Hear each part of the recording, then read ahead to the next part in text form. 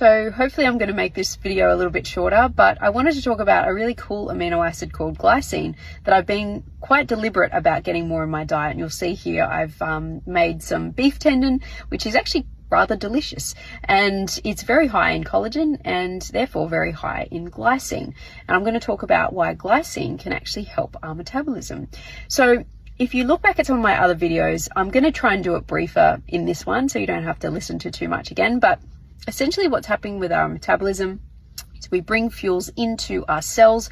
Either we've eaten carbohydrates, protein, fat, or all of them, or we're taking them from our stored tissue and we're sending them into our cell, and we're going to try and use them to make energy.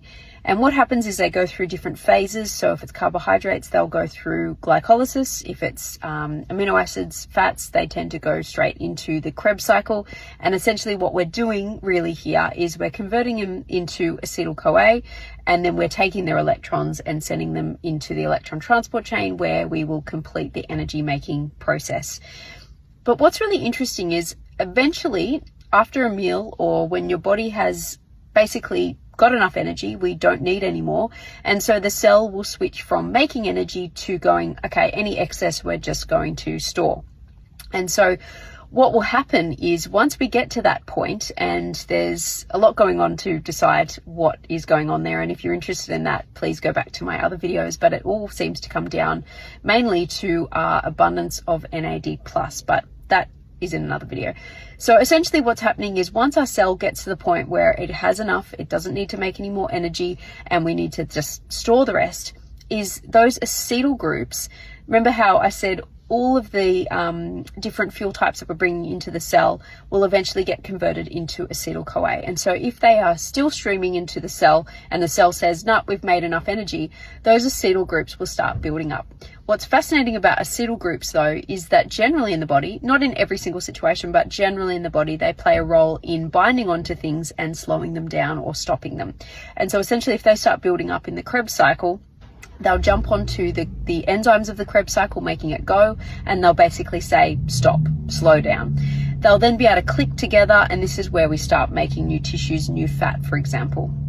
So essentially, you could basically say, in summary, an excess of acetyl groups and an inability to do anything with them, or an inability to take their electrons and put them into the electron transport chain to make new energy, is what causes us to switch from making energy to storing energy. So that's probably the simplest way.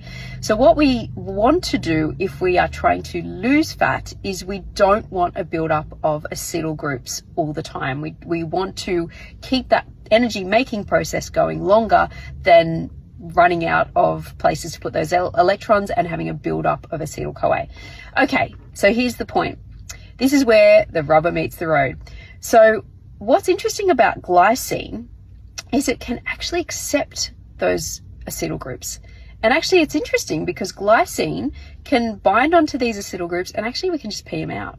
So it's interesting to note about glycine that if you have enough glycine and you are in a situation, for example, where you are starting to get a buildup of these acetyl groups, you can actually use glycine to remove some of those excess. So when it comes to metabolism, glycine is a really useful one to have enough in your diet. And so yeah, if you are not eating glycine, you're not being deliberate about eating collagen-rich foods because they contain a lot of glycine, I would encourage you to do so, especially if you're trying to lose body fat, because it can help this process. Now, it's not the only thing that helps this process. As I said, there are other things like NAD+ that play a big role in this. I talked a little bit about in my other video how other molecules, like for example alpha lipoic acid, can also act in a similar way, where it's able to accept excess electrons and just basically remove them in the body, I believe, via the urine. So what it's about is trying to help your body to clear those excess electrons, essentially. And I think what would be cool is, instead of us thinking of metabolism as calories in, calories out, it's more about electrons in, electrons out.